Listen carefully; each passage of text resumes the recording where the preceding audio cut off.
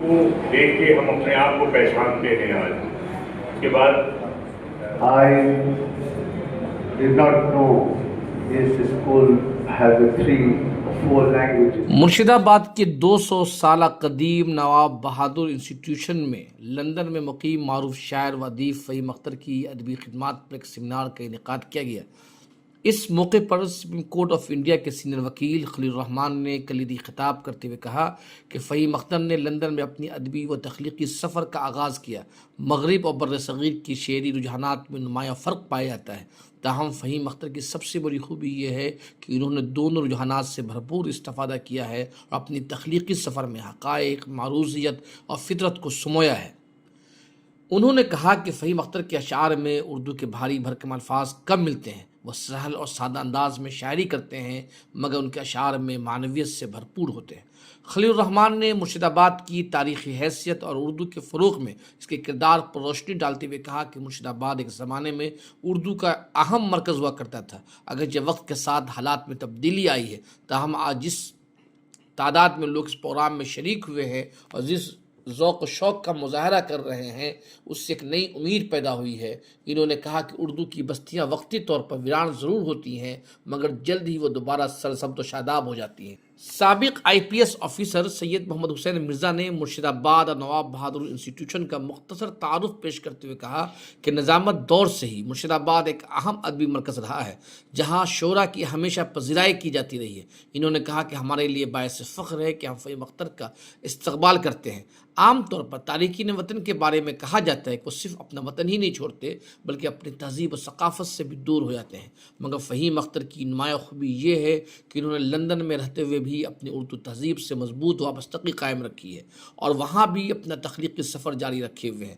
مرشد آباد کی سرزمین پر ان کا استقبال کرنا ہمارے لیے باعث فخر ہے.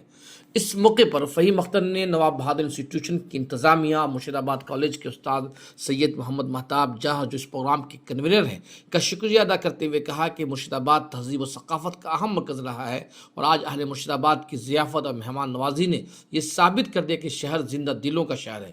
انہوں نے کہا کہ ایسے وقت میں جب قارئین کی تعداد کم ہو رہی ہے، اردو ایک بحرانی دور سے گزر رہی ہے، تخلیقی معیار میں بھی کسی حد تک گراوٹ آئی ہے، ایسے میں کسی شاعر یا تخلیق کار کی خدمات کے اعتراف میں اتنے کامیاب سمپوزیم کا انعقاد بذات خود بڑی کامیابی ہے.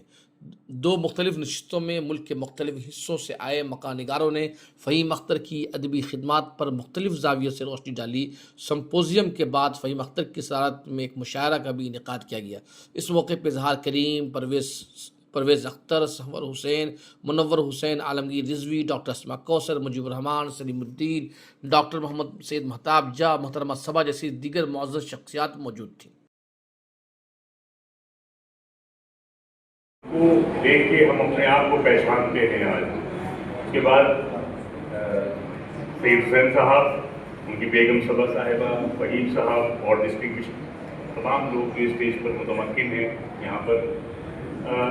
میں کچھ باتیں عرض کرنا چاہتا تھا ان کی شاعری کے بارے میں، اور یہ کہ ان کی شاعری کا کون سا پیٹرن ہے یا کون سی وہ چیز ہے جو ان کو ڈسٹنگوش کرتی ہے آج کے کنٹمپریری پوئٹ سے، کنٹمپریری پوئٹری سے.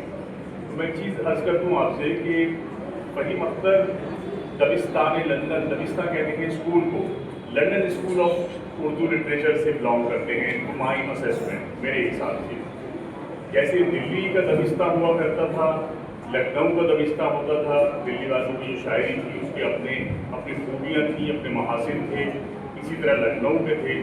لیکن پچھلے 40 سالوں میں لندن میں جو ایک نیا لٹریری کلچر بنا ہے، ایک ادبی معاشرہ وجود میں آیا ہے، اس نے ایک نئی قسم کی شاعری پیدا کی ہے. کیونکہ وہاں پہ لکھنے والا ہمارے مشرق سے گیا تھا، کیونکہ یہ لوگ جب گئے اپنا وطن چھوڑ کے پاکستان سے، ہندوستان سے اور کئی جگہوں سے، تو ان کی الگ الگ زبانیں تھیں، ان کے پیٹرنس الگ تھے، یہ اپنا ہیریٹیج، زندگی ہیریٹیج الگ قسم کا لے کر آئے تھے. لیکن وہاں جا کے جس چیز نے اس کو ایک کیا وہ اردو تھی. اردو زبان سے محبت تھی، اردو شاعری تھی اور اردو میں تخلیق نگاری تھی، اردو میں لکھنا تھا. فہیم اختر پہ جب ہم بات کریں، اس سے پہلے ہمیں جان لینا چاہیے کہ دلی یا ہندوستان، پاکستان میں ہونے والی شاعری اور لندن اسکول میں ہونے والی वाली शायरी में फ़र्क ये है कि लंदन में जो शायरी या तख्लीक निगारी की जाती है जिसमें नस्ल भी शामिल है कुछ हद तक शायरी में खासतौर से उस पर एक तो वेस्ट का मगरिब के शेरी रुझानात का उनकी तमाम तहरीकों का बेहद असर है एक बात। दूसरी बात ये कि इन वहाँ के शायरों ने जो मौजूदा तमाम प्रॉब्लम्स की जो शायरी का मौजू बनी थी वो भी उन्होंने अंगेज की और उस पर एक नई किस्म की आवाज़ एक नया आहंग पैदा हुआ। आहंग कहते हैं साउंड ऑफ पोइट्री। और उससे एक फ़ायदा ये हुआ कि उससे हमारे उर्दू लिटरेचर में उर्दू की पोइटिक्स में बेशबहा इजाफा हुआ। वही मतलब उन लोगों में एक नुमाइंदा शायर हैं, एक डिस्टिंग्विश्ड शायर हैं जिन्होंने वेस्ट में एक तरह से अपनी तकदीर की अपने कलम की आंखें लंदन में खोली जाती और वहाँ उन्होंने जिस किस्म की शायरी की वो शायरी बहुत आसान ज़बान में है। और आसान ज़बान के लिए मैं आपसे बता दूँ कि बहुत सारे थियरिस्ट जो थे जिन लोगों ने शायरी के बारे में अपने नज़रियात पेश किए उन्होंने ज़बान पर ख़ासतौर से बहुत जोर दिया क्योंकि हमारे संस्कृत आचार्यों ने भी 2200 साल से आचार्य भरत से लेके आचार्य राज जगन्नाथ तक जो शाहजहाँ के दरबार में बहुत बड़े आचार्य थे संस्कृत के उन्होंने लैंग्वेज के ऊपर बहुत जोर दिया क्योंकि हमें भी बात हमेशा याद रखनी चाहिए कि ज़बान लिटरेचर पैदा करती है, लिटरेचर ज़बान पैदा नहीं करता। I did not know this school has a 3 or 4 languages, English, Bengali, Urdu. Language has no boundary, no religion background, no cultural influence. Language is an institution which is called Nawab Bahadur Institution.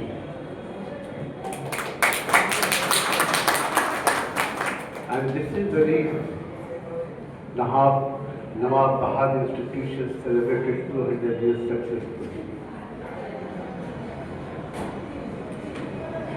मुझे आने के लिए दिसंबर का महीना था और मैं London में बहुत सर्दी थी।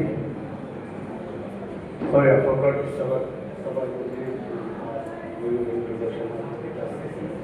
वो दरबार सभा बैठी थी वहाँ चाहिए था यहाँ बैठी मैं भूल गया।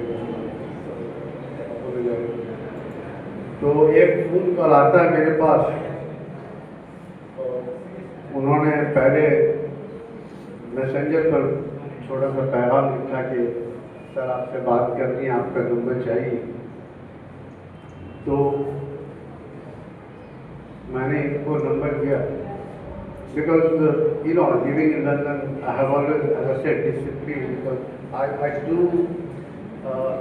interact with the people, rather than having a bond in the relationship. तो उनको मैंने नंबर दिया। देन दुनिया में कॉल कर ले खूब ठंडा चिल्ला कर। तो उन्होंने कहा कि मेरा नाम सैयद मोहम्मद महताब जा है। तो हमने कहा बहुत अच्छी बात है। फिर उन्होंने कहा कि सर मैं आप पर फहीम अख्तर की अदबी खिदमत पर प्रोग्राम कराना चाहता हूँ। Everybody become very happy when you get this kind of encouragement, तो मैंने उनसे पहला सवाल किया कि आप फहीम अख्तर को कितना जानते हैं।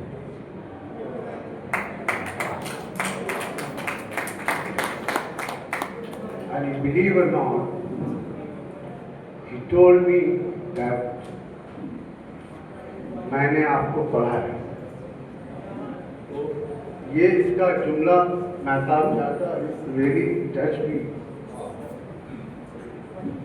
कबीर साहब ने जो बात कही, जब तहरीर को कोई पढ़ता है तो राइटर को उससे बड़ा गिफ्ट नहीं Frida Dushama लगन में जली तो क्या मैं बाल दलदलो तुम ढूंढते हो क्या मैं बाल दलदलो तुम ढूंढते हो क्या जब मरने वाला मर गया दुनिया हिली तो क्या जब मरने वाला मर गया दुनिया हिली तो क्या मैं वो मुझे का दिन भी है लगा काली काली रात मैं वो मुझे का दिन भी है लगा काली काली रात यहाँ हर शय हमारे बाप दादा की निशानी है, यहाँ हर शय हमारे बाप दादा की निशानी है। और देखिए यहाँ पे बहुत सारे लोग जो है घर वाले हैं, फैमिली वाले हैं, और वो लोग कितने जीरक होते हैं, कितने ज़हीन होते हैं, किस तरह रिश्तों को निभाते हैं। उस तनाजुर में एक मतला देखें और एक शेर देखें। हम तो यूं भी निबाह करते हैं, हम तो यूं भी निबाह करते हैं बिन सुने वाह वाह करते हैं। हम तो यूं भी निबाह करते हैं बिन सुने वाह वाह करते हैं। है हुनर उनको पास लाने का, है हुनर उनको पास लाने का, जोर से आ करते हैं। है हुनर उनको पास लाने का, जोर से आ करते हैं। है हुनर उनको पास लाने का, जोर से आ करते हैं। और देखिए हम लोगों में ऐसे शातिर आशिक भी हैं जो अजब अजब कमालात दिखाते हैं। उस तनाजुर में चार मिसरे देख लें।